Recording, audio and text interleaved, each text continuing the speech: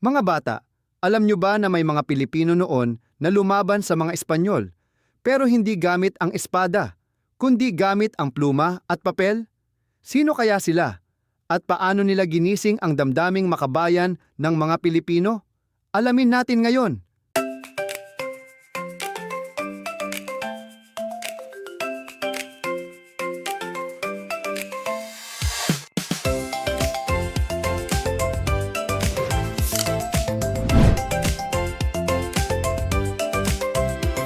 Magandang araw, mga ka-study buddy.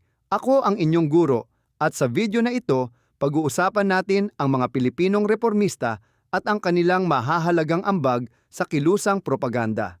Sa dulo ng aralin, malalaman ninyo kung paano ninyo maipapahayag ang mga pagbabagong nais ninyo sa ating bansa.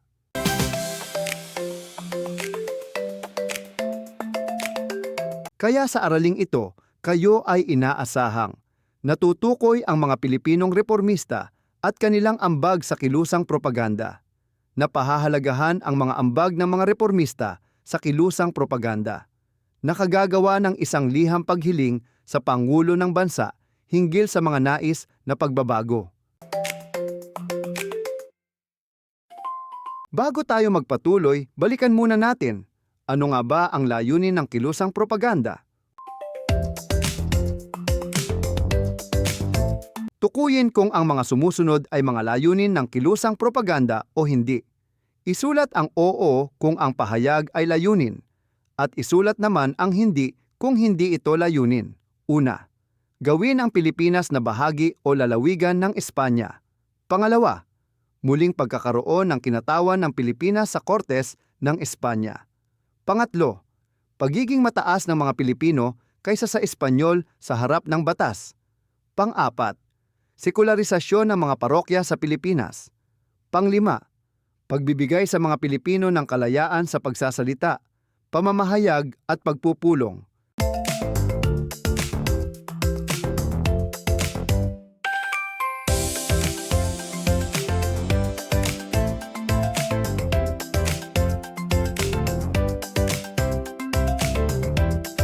Kilalanin natin ang tatlong mahalagang salita: reformista, taong nagnanais ng pagbabago sa mapayapang paraan; propaganda, kilusang nagkampanya para sa reforma; Jose Rizal, sumulat ng Noli Me Tangere at El Filibusterismo. Kapag naintindihan mo ang mga salitang ito, mas madali mong maiintindihan ang aralin.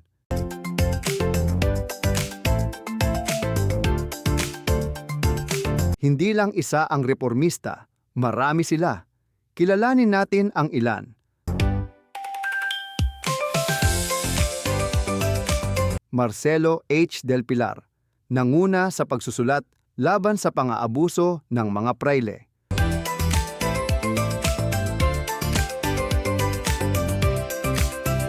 Graciano Lopez Haina, mahusay na mananalumpati at editor.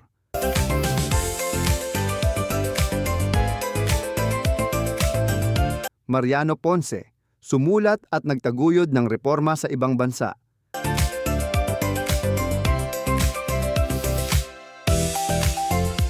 Antonio Luna, matalinong siyentista at reformista.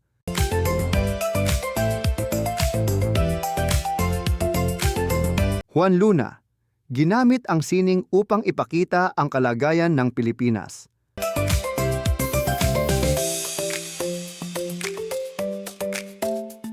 Pedro Paterno, nakipag-ugnayan sa Espanya para sa reforma.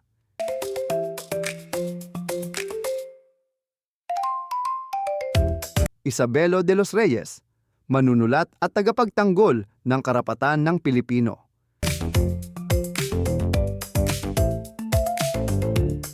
Felix Hidalgo, pintor na nagbigay dangal sa Pilipinas sa ibang bansa.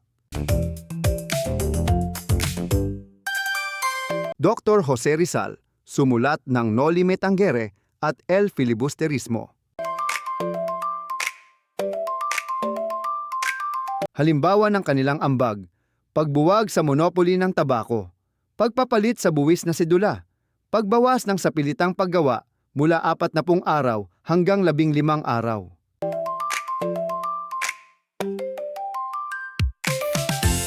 Imagine ninyo, dahil sa kanilang pagsulat at paninindigan, may mga pagbabagong nangyari kahit hindi pa tayo malaya noon.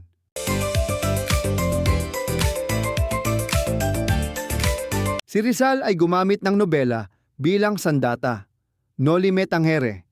Ipinakita ang pang-aabuso ng mga Espanyol. El filibusterismo, nagbabala sa maaaring revolusyon. Ipinagbawal pa nga ng mga Espanyol ang pagbabasa ng kanyang mga libro. Pero patago pa rin itong binasa ng mga Pilipino at nagising ang kanilang damdaming makabayan.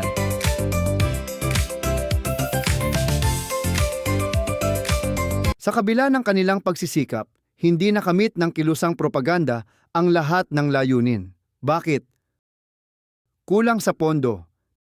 Nagkasakit ang mga lider. Namatay ang ilan. Ipinatapon si Rizal. At noong Disyembre 30, 1876, pinatay si Rizal. Sa halip na matakot ang mga Pilipino, lalo silang naging makabayan. Dito nagsimulang lumakas ang panawagan para sa revolusyon. Ngayon ikaw naman, kung susulat ka ng liham sa Pangulo, ano ang 3 pagbabagong hihilingin mo para sa bansa? Isulat din kung paano ka tutulong para makamit iyon.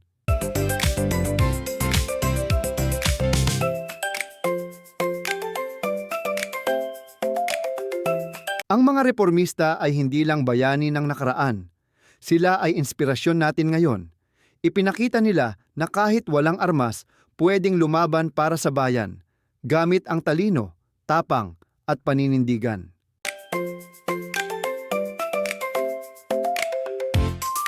Mga ka-study buddy, kung natutunan mo ngayon na ang pluma ay kasing lakas ng espada, i-comment mo nga sa baba. Makabayan ako. At kung gusto mo pang maging mas matalino sa araling panlipunan at syempre mas astig sa recitation, pindutin na ang like, subscribe at bell para lagi kang updated sa ating next lessons. Tandaan, ang batang may alam sa kasaysayan, hindi kailanman mawawala ng direksyon sa hinaharap.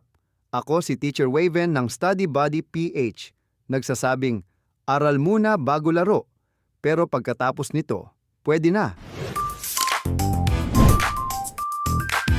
Ngayon sa gabay ng iyong guro, gawin ang mga sumusunod na gawain.